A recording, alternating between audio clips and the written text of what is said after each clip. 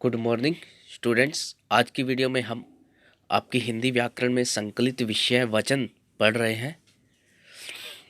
तो सबसे पहले इसकी परिभाषा होती है, फिर उसके बाद भेद, फिर भेदों की परिभाषा और उदाहरण। ये विषय आपको क्लासरूम में लिखवाया गया था, आपने अपनी कॉपी से ही रिवीजन करनी है। जो उदाहरण कॉपी में लिखे हुए हैं वही याद करने हैं। यहाँ पर आपको रिवाइज करवाया जा रहा है। तो वचन की परिभाषा। वचन का शाब्दिक अर्थ है संख्या वचन। संख्या वचन को ही वचन कहते हैं। मतलब कि संख्याओं का पता चलता है इसमें, किसी व्यक्ति, वस्तु, स्थान आदि की संख्या का बोध होता है। वचन का एक अर्थ कहना भी होता है। तो ये इसका एक शब्दों का अर्थ है। परिभाषा आगे है। संज्ञा के जिस रूप से किसी व्यक्ति, वस्तु के एक से अधिक होने का या एक होने का पता चले उसे वचन कहते हैं। अर्थात संज्ञा के जिस रूप से संख्या का बोध हो उसे वचन कहते हैं। अर्थात संज्ञा, सर्वनाम, विशेषण और क्रिया के जिस रूप से हमें संख्या का पता चले उसे वचन कहते हैं। तो इसमें तीन परिभाषाएं एक साथ दे रखी हैं जो समझाने का प्रयास किया गया है। हम किसी भी तरह से इसको परिभाषित कर सकते हैं। तो सरल शब्दों में जो मैं परिभाषा बोल रहा हूँ वो आपको बोर्ड पे लिखवाई गई थी कि संज्ञा शब्द के जिस रूप से किसी व्यक्ति, वस्तु, स्थान, पदार्थ आदि के एक या अनेक होने का बोध हो उसे वचन कहते हैं।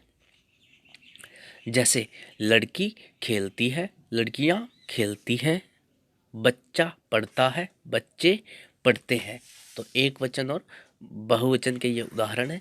शब्द के जिस रूप से एक या एक से अधिक का बोध होता है उसे हिंदी व्याकरण में वचन कहते हैं। तो यहाँ पर परिभाषा को अनेक रूपों में दिया गया है। तो जो परिभाषा मैंने बताई हुई है वही आपने लिखनी है। तो फ्रिज में सब्जियां रखी हैं। फ्रिज में सब्जियां रखी हैं। तालाब में मछलियां तैर रही हैं। माली पौधे सींच रहा है। कछुआ खरगोश के पीछे है।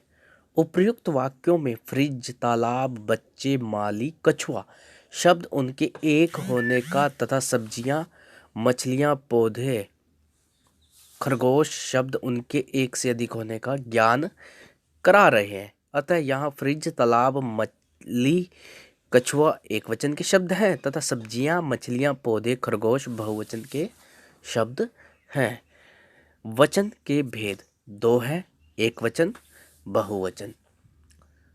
एक वचन जिस शब्द के कारण हमें किसी व्यक्ति, वस्तु, प्राणी, पदार्थ आदि के एक होने का पता चलता है उसे एक वचन कहते हैं। या संज्ञा के जिस रूप से किसी व्यक्ति, वस्तु, स्थान, पदार्थ आदि के एक होने का ज्ञान हो उसे एक वचन कहते हैं। जैसे लड़का, लड़की, गाय, सिपाही, बच्चा, कपड़ा, माता, पिता, माला, पुस्तक, स्त्री, टोपी, बंदर, मोर, बेटी, घोड़ा, नदी, कमरा, घड़ी, घर, पर्वत, मैं, वह, यह, रुपया, बकरी, गाड़ी, माली, अध्यापक, केला, चिड़िया, संतरा, गमला, तोता, चूहा आदि। ये सारे एक वचन के उदाहरण हैं। एक वचन और बहुवचन के कुछ नियम भी होते हैं। जैसे आदरणीय या सम्माननीय व्यक्तियों के लिए हम बहुवचन का प्रयोग करते हैं, लेकिन एक वचन व्यक्तिवाचक संज्ञा को बहुवचन में ही प्रयोग कर दिया जाता है। जैसे शास्त्री जी बहुत ही सरल स्वभाव के थे। तो शास्त्री जी, लाल बहादुर शास्त्री जी के बारे में बात हो रही है। गुरु जी आज नहीं आए, तो ऐसे तो नहीं कहेंगे कि गुरु जी आज नहीं आया। इसी प्रकार अपने माता पिता, दादा दादी या बड़ा कोई भी हो आपके परिवार का, एक वचन और बहुवचन का प्रयोग संबंध दर्शाने के लिए समान रूप से किया जाता है। जैसे नाना, मामी, ताई, ताऊ, नानी, मामा, चाचा, चाची, दादा, दादी आदि। आगे है, द्रव्य की सूचना देने वाली द्रव्य सूचक संज्ञाओं का प्रयोग केवल एक वचन में होता है, जैसे घी, तेल, पानी, दूध, दही, लस्सी, रायता आदि। अब 10 लीटर पानी हो, 1000 लीटर हो, 1 लीटर हो, 1 बूंद हो, तो एक वचन में ही प्रयोग होता है। वचन के कुछ शब्दों का प्रयोग हमेशा बहुवचन में होता है, जैसे दाम, क्या दाम थे, दर्शन, आपके दर्शन नहीं हुए, प्राण, उसके प्राण पखेरु उड़ गए, आंसू आ गए, लोग बैठे हैं, अक्षत, ये चावलों को बोला जाता है। वैसे जो चावल की खील होती है उन्हें अक्षत भी बोलते हैं। होश, समाचार, हस्ताक्षर, दर्शक, भाग्य, केश, रोम, अश्रु, आशीर्वाद आदि। तो इन शब्दों को हमेशा बहुवचन में प्रयोग करते हैं। तो यहाँ पर कुछ शब्दों में मिसप्रिंट हो रखा है, वर्तनीगत अशुद्धियाँ हैं, जैसे आशीर्वाद में शय को बड़ी ई की मात्रा आएगी, तो ये आपने यहाँ से देखते हुए ठीक कर लेना है।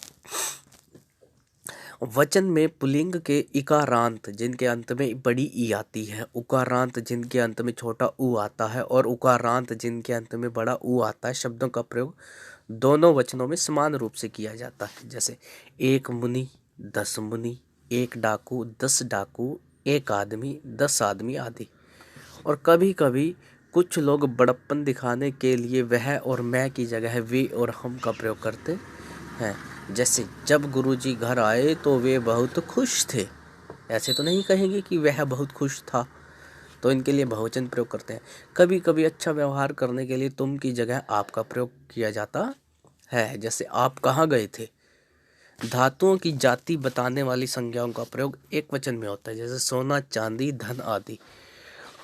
गुणवाचक और भाववाचक दोनों संज्ञाओं का प्रयोग एक वचन और बहुवचन दोनों में किया जाता है, जैसे मैं उनके धोखे से ग्रस्त हूं। इन दवाइयों की अनेक खूबियां हैं। सिर्फ एक वचन में हर, प्रत्येक और हर एक का प्रयोग होता है, जैसे हर एक कुआं का पानी मीठा नहीं होता, प्रत्येक व्यक्ति यही कहेगा। समूहवाचक संज्ञा का प्रयोग केवल एक वचन में किया जाता है, जैसे इस देश की बहुसंख्यक जनता अनपढ़ है, लंगूरों की एक टोली ने बहुत उत्पात मचा रखा है। नेक्स्ट है आपका बहुवचन। तो सीधी सी बात है, ये एक वचन से उल्टा है। जहाँ एक वचन में एक वस्तु का, एक व्यक्ति का, एक पदार्थ का बोध होता है, यहाँ एक से अधिक का होगा। जैसे इसकी परिभाषा है, जिस विकारी शब्द या संज्ञा के कारण हमें किसी व्यक्ति, वस्तु, प्राणी, पदार्थ आदि के एक से अधिक होने का या अनेक होने का पता चलता है, उसे बहुवचन कहते हैं। जैसे लड़के, गाय, कपड़े, टोपियाँ, मालाएं, माताएं, पुस्तकें, वधुएं, गुरुजन, रोटियां, पेंसिलें, स्त्रियां, बेटे, बेटियां, केले, गमले, चूहे, तोते, घोड़े, घरों, पर्वतों, नदियों, हम, वे, ये, लताएं, लड़कियां, गाड़ियां, बकरियां, रुपये। तो इस प्रकार ये बहुवचन के शब्द हैं। इसमें भी कुछ नियम है। उसी तरह से आदरणीय या सम्मानीय व्यक्तियों के लिए बहुवचन का प्रयोग करते हैं। तो ये सारे वही नियम हैं जो हमने पिछले एक वचन में पढ़े हैं।